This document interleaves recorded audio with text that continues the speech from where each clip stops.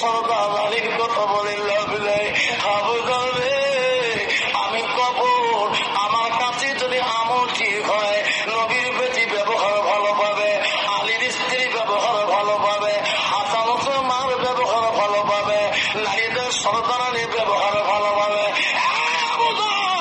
আমল যদি বেশি হয়ে যায়, নবীর বেটি হলো আমি কবর ডান দিকের হাড় বাঁ দিক করে দেবো, বাঁ দিকের হাড় ডান বাদ করে দেবো। আবু জাল রে, আমাকে বিশ্ব নবী রাসূলুল্লাহ আতরের কলিজাতুল ফাতেমা হযরত আলীর স্ত্রী হযরতে মা ফাতেমা একদিন হঠাৎ করে হাসান হোসেন দোনো ভাইকে ডাকিয়ে বলে,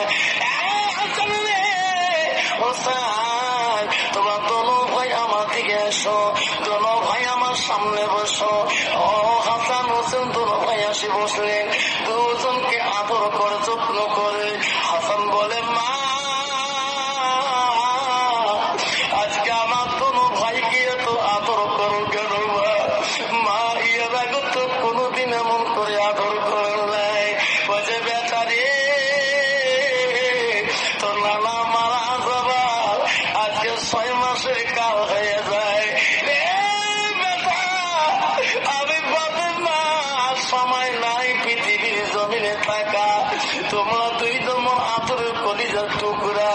বেচারে আজকে জনবীর আদরটা করে যায়, কবর গেলে তোমাকে আদর করবে। দোনো ভাই কান্না শুরু করে দিলেন। হযরত ফাতেমা এত সুন্দর করে পানি আনিয়া দোনো ভাইকে গোসলের ব্যবস্থা করে দেয়। হোসেন বলে, মা গো আজকে আমাকে এত যত্ন করে কেন আম্মা গোসল করে দেয়?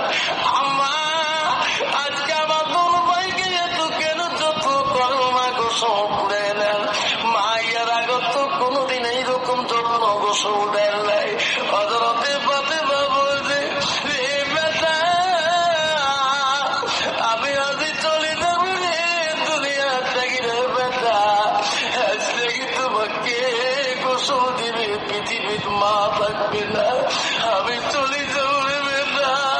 আজকে জনমের গোসলটা দিয়ে যায় পৃথিবীর জমিনে মা করে ডাকলো আর মা পাবা না।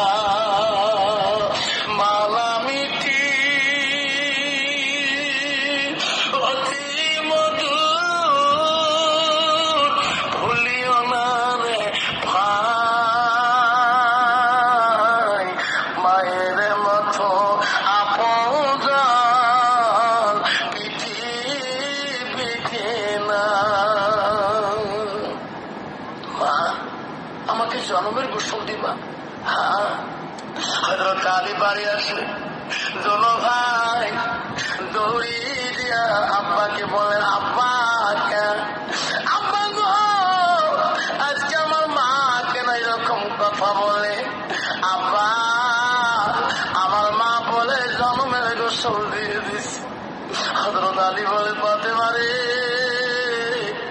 আমার সামনেটা তুমি কি বলছো রে ফাতেমা? ও ফাতেমা দোনো ভাই কেন কাঁদতেছে? বন্ধুরে উঠবেন না, বিয়াদিবি হয়ে যাবে আব্বারা। আব্বা তাহলে তোমার সবসময় পোশাক পরার জন্মে জীবন দাওয়াত নেব না। আব্বারে 10টা মিনিটের জন্য আপনারা হাতে পায়ে ধরে বলে যান। হযরত আলী ফাতেমাকে বলছে, ফাতেমা রে আমার আদরের সন্তান দুইটা তুমি কি বলছো রে? দোনো ভাই কেন ইনয় বিনয় ভাই আমার কাছে কাঁদতেছে? হযরত ফাতেমা বলেছে, স্বামী গো আমার যাওয়ার সময় হয়ে গেছে, আমার আব্বা কবরে গেছে গো স্বামী, আমিও ফাতেমা কবরে যাব। স্বামী আমি ফাতেমা যদি মারা যায় পৃথিবীর মানুষ যাতে, দেশের মানুষ যাতে জানে না। ও স্বামী আমার তোমরা পর্দা করে নিয়ে যা কবর লেগে। আলী বলছে, ফাতেমা রে তো কি দেশের মানুষ মাঠিয়ে দিবে না? হযরতে ফাতেমা আলীকে বলছে, ও স্বামী গো আমি ফাতেমা এমন পর্দায় ছিলাম, কত বিভিন্ন ফলা কাফেররা আমার দেখার জন্য চেষ্টা করতো, আমার জন্মের মধ্যে আমার দেখতে পারে নাই। ওগো স্বামী, আমি যেদিন মারা যাবো কত বেঈমান নাসারা মুসলমানের রূপ নিয়ে ওই রকম টুকি পরি মুসাল্লি ভাসে নিয়ে আমার জানাজার শারীক হয়ে যাবে। খারাপ কল্পনা করবে, ফাতেমা দেখতে পারি নাই লম্বা চৌড়াটা কতটুকু আছে যে জানতে পারে। ফাতেমা বলছে, একটা আবেদিন যদি আমার নামে যদি খারাপ কল্পনা করে, আল্লাহ এই ফাতেমাকে পর্দা মূল্য আল্লাহ দিবে না।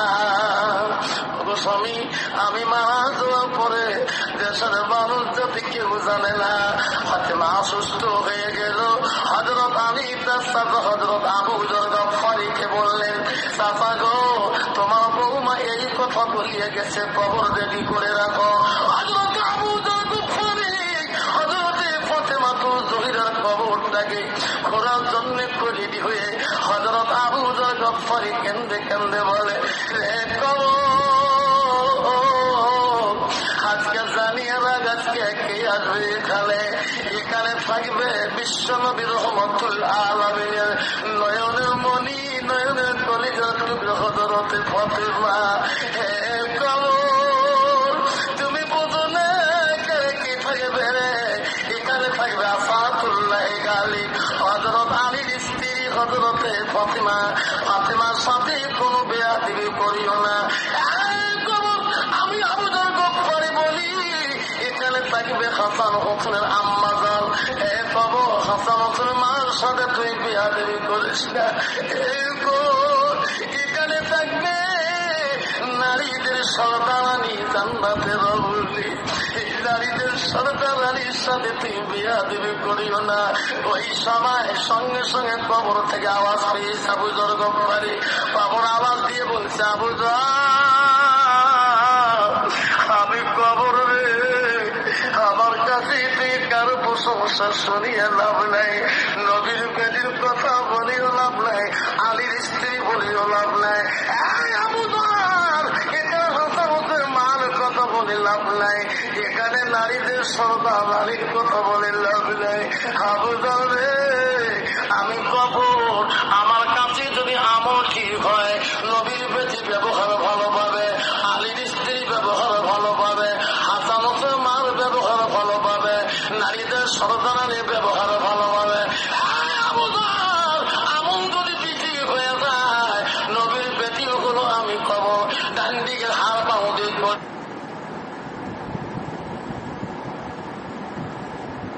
এখানে নারীদের সর্দার আলীর কথা বলে